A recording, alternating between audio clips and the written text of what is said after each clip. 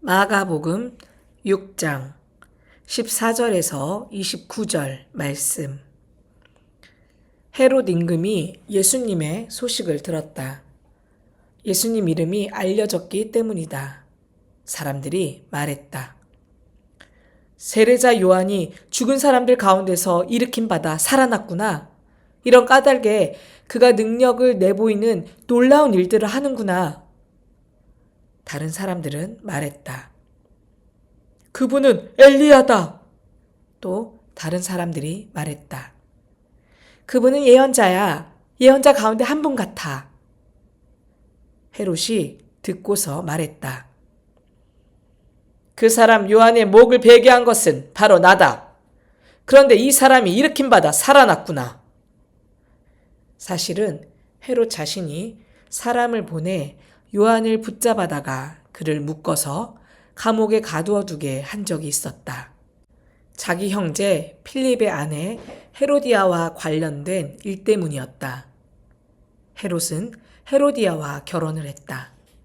그런데 요한이 헤롯에게 형제의 아내를 차지하는 것을 해서는 안 되는 일이오 하고 거듭거듭 말했기 때문이다.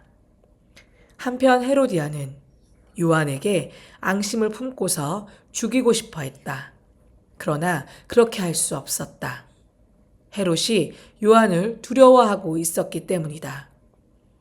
요한이 의롭고 거룩한 사람인 것을 알고 있었던 것이다.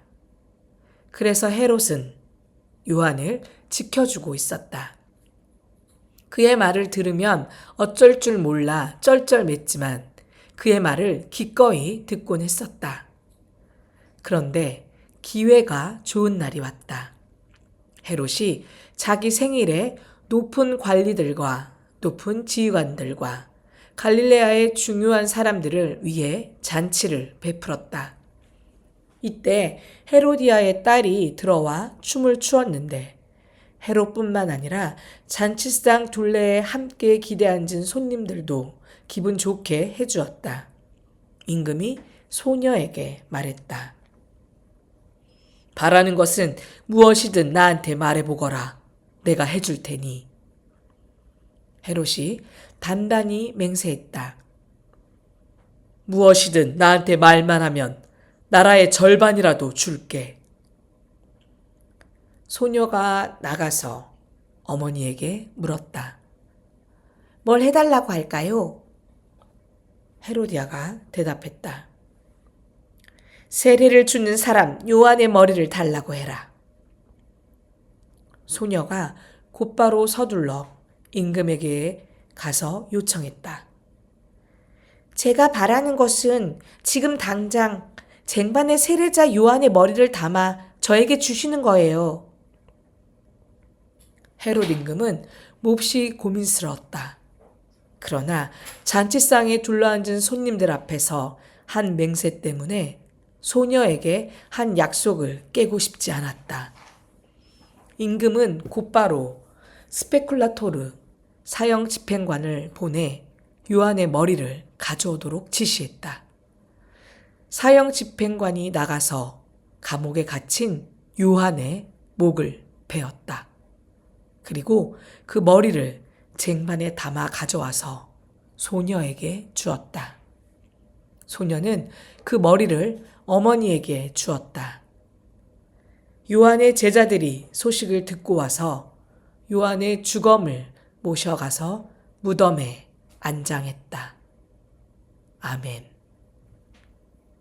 샬롬, 좋은 아침입니다. 오늘도 역사와 맥락으로 말씀을 묵상하고 하나님께 나아가는 우리 서로님들을 축복합니다. 오늘은 마가복음 28번째 시간 침묵할 수 없는 목소리라는 주제로 함께 마가복음 6장 말씀 묵상하려고 합니다.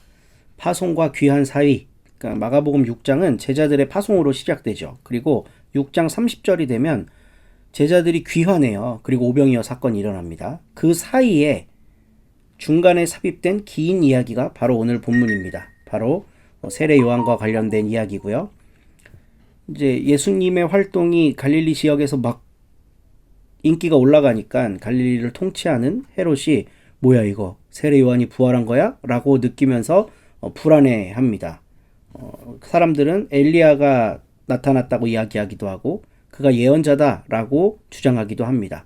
그래서 아니 내가 얼마 전에 죽인 세례 요한이 다시 살아난 건가? 라고 헤롯이 회상하면서 그 이야기가 전개가 됩니다. 본문 속의 헤롯은 헤롯 안티파스예요. 갈릴리와 베레아 지방의 분봉왕입니다. 헤로디아는 원래 이 헤롯 안티파스의 이복 형제 빌립의 아내예요. 근데 자기 형제의 아내와 결혼을 한 거죠. 세례 요한은 이게 율법에 의해 불법적인 결혼이다라고 주장하면서 공개적으로 비판을 해요. 이건 단순히 한 왕의 윤리적 일탈, 도덕적 문제가 아니라 왕권의 정당성을 흔들 만한 그런 도전적인 선포였습니다. 근데 권력자가 이런 바른 말하는 사람 손쉽게 처리할 수 있거든요. 근데 요한을 따르는 사람이 많고 그가 의롭고 거룩한 사람이라는 것을 알았어요. 헤롯이. 자기 스스로 그렇게 고백합니다. 그래서 처리하지 못하죠. 처분하지 못합니다. 죽이지 못해요. 요한은 침묵하지 않았습니다. 충분히 이럴 수 있죠. 권력자의 사생활을 비판하지 않고 정치적으로 중립을 지켜야 된다고 말하고 안전하게 종교 생활만 할 수도 있었습니다. 특히 요한의 종교운동이라고 하는 건 세상과 동떨어진 공간에서 세례운동, 새로운 종교운동을 벌이는 거였거든요. 그러니까 이 세속의 문제와 관련이 없이도 얼마든지 종교활동을 할 수가 있었어요. 근데 요한은 침묵하지 않았습니다. 왜냐하면 진리에 사로잡힌 예언자였기 때문에 그렇죠. 그래서 결국 아주 간교한 술수에 의해 죽게 됩니다. 헤롯이 헤로디아와의 사이에서 낳은 딸 보고 춤추라 그러고 춤을 너무 잘 추니까 어떤 주석학자들은 이게 성적인 어필이라고 얘기하는 경우들도 있어요. 그러니까 너 소원이 뭐냐? 나라의 반이라도 떼줄게. 엄마 무슨 소원 들어달라 그래야 돼? 요한 모가지 잘라달라 그래.